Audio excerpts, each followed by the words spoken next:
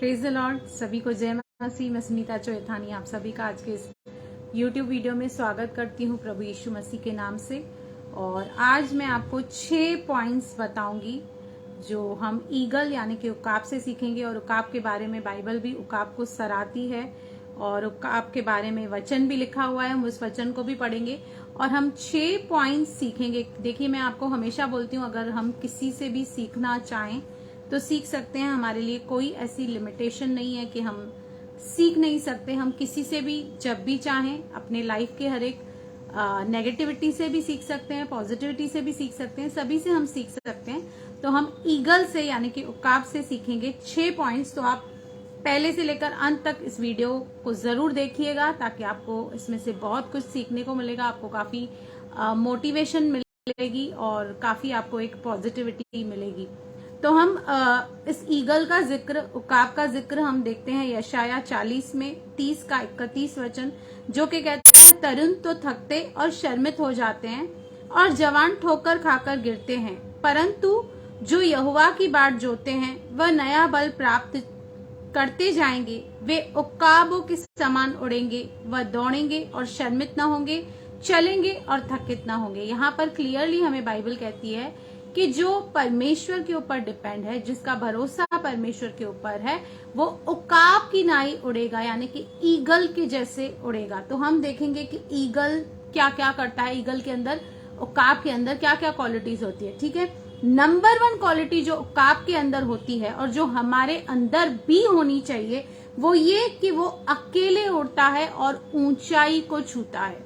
वह झुंड के पीछे नहीं भागता, जहां सब दुनिया के लोग जा रहे हैं वहां नहीं जाता, लेकिन उसमें इतनी ताकत है, इतना सामर्थ्य है कि वो अकेले उड़ने की क्षमता रखता है और ऊंचाई को छूता है। अब इससे हम क्या सीख सकते हैं?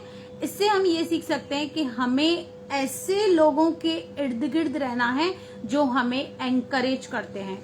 ऐसे लोगों के इर्द गिर्द बिल्कुल नहीं रहना है जो हमें डिमोटिवेट करते हैं, डिस्करेज करते हैं, हमें अब्यूज करते हैं, हमारी नेगेटिव चीजों को वो हाईलाइट करते हैं। उन चीजों से बच के और सच का हमें साथ देना है, चाहे हमें अकेले ही वहां पर क्यों ना हो। हम सच्चाई के राह पे चलना है क्योंकि सच एक होता है। और जैसे बाइबल भी कहती है कि संकड़ा है वह मार्ग जो जीवन की ओर जाता है। शायद उस मार्ग में आपको भीड़ नहीं मिलेगी, लेकिन फिर भी हमें स्टैंड लेना है, हमें अकेले ही स्टैंड लेना है प्रभु के लिए, चाहे हमारा कोई साथ दे या न दे। तो नंबर 1 हमने सीखा कि वो अकेले उड़ता है और ऊंचाई को छूता है। सेकंड पॉइंट, उकाब हमेशा उकाबों के साथ रहता है। कभी आप उसको कौओं के साथ नहीं देखेंगे, कभी आप उसको कबूतरों के साथ नहीं देखेंगे।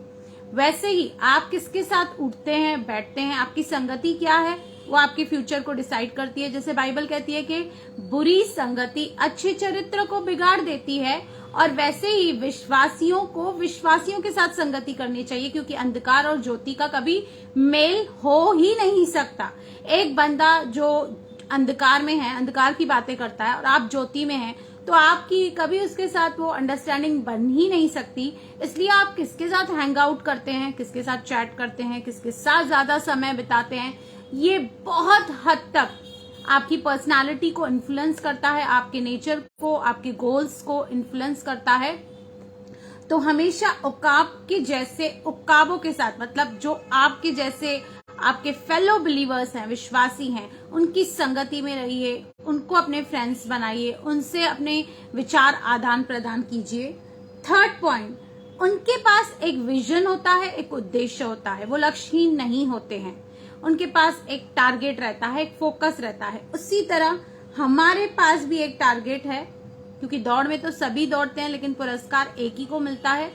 हम लक्ष्यहीन नहीं दौड़ते, हम अपने मार्ग की ओर, अपने फोकस की ओर दौड़ते हैं कि हमें अनंत जीवन में प्रवेश करना है, हमें प्रभु यीशु मसीह के साथ बादलों पर जाना है। ये हमारा अल्टीमेट टारगेट है।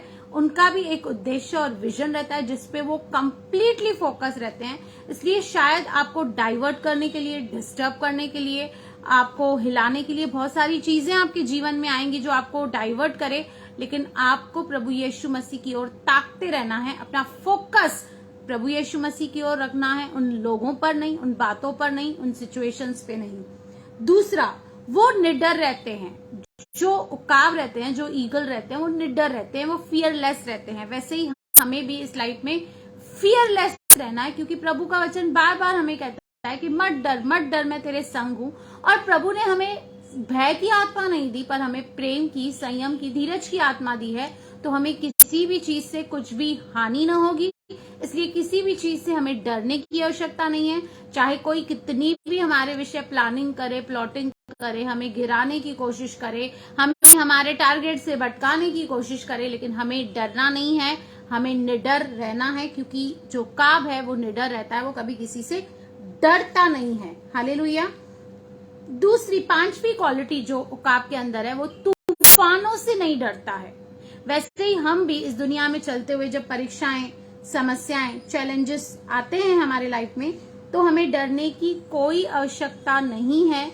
जैसे चेले नाव पर थे और आंधी आई, तूफान आए, वो डर गए, लेकिन प्रभु यीशु मसीह उसी नाव में सो रहे थे। तो हमें डरने की कोई आवश्यकता नहीं है, क्योंकि हमने अपना घर चट्टान पर बनाया है। आंधी आने दीजिए, मेघ बरसने दीजिए, लेकिन वो हमारे घर को, हमारे विश्वास को हिला नहीं सकती, क्योंकि हमने उसकी जो फाउंडेशन है वो चट्टान यानी कि प्रभु यीशु मसीह पर बनाई है। ठीक है। छठवीं पॉइंट, वो कठिनाइयों से डरते नहीं है, वो चैलेंजेस से डरते नहीं है। उसी तरह हमें भी हमारे जीवन में अगर परीक्षाएं आती हैं, समस्याएं आती हैं, तो हमें भी उनसे डरना नहीं है, उनसे भागना भी नहीं है, पर उन्हें विश्वास के साथ फेस करना है। जैसे पहला पत्रस 1:6 कहता है, इस कारण तुम मग्न होते हो, यद्यपि अवश्य है कि अभी कुछ दिन के लिए नाना प्रकार की परीक्षाओं के कारण दुख में हो, और यह इसलिए है कि तुम्हारा परखा हुआ विश्वास, जो आग से ताए हुए नाशवान सोने से भी कहीं अधिक बहुमूल्य है, यीशु मसीह के प्रकट होने पर प्रशंसा, महिमा और आदर का कारण ठहरे। इसलिए कठिनाइयों से घबराइए नहीं, परीक्षाओं से घबराइए नहीं।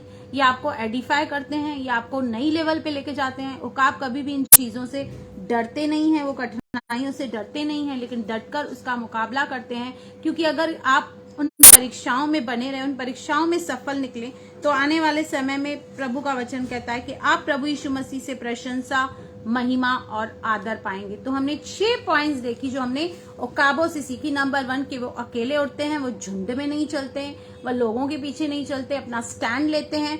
दूसरा, उकाब हमेशा उकाब के साथ ही रहता है, वो कभी कौओं और कबूतरों के साथ नहीं रहता है। उनके पास एक उद्देश्य और एक विजन रहता है कि हमें ये पाना है, अपने लक्ष्य की ओर बढ़ना है, दौड़ लगानी है। वे निडर रहते हैं, वो फियरलेस रहते हैं, और वो किसी तूफानों से नहीं डरते। हालांकि आसमानों में की ऊंचाइयों में वो रहते हैं, फिर भी तूफानों से डरते नहीं हैं। वो कठिनाइयों से, समस्याओं से भागते नहीं हैं। हर एक चैलेंज को वो फेस करते हैं, एडिफाई करते हैं, और इसी रीति से वो आगे आगे और आगे बढ़ते जाते हैं। इसलिए बाइबल उकाबों की प्रशंसा करती है और हमें उकाबों की नाई कहती है कि वे उकाबों की नाई उड़ेंगे। उसी तरह ये 6 पॉइंट्स हमने आज ईगल से सीखी कि कैसे एक ईगल से भी हम सीख सकते हैं। हम चाहें तो किसी से भी सीख सकते हैं। अगर उसके अंदर इतनी बुलंद बातें और इरादे हैं, तो हमारे अंदर भी अगर ये पॉइंट्स होंगी, तो हम निश्चय ही अपने लक्ष्य की ओर, अपने टारगेट की ओर, अपनी मंजिल की ओर जरूर आगे बढ़ेंगे। तो प्रभु आपको बहुत बहुत आशीष करे। Amen, amen. God bless you.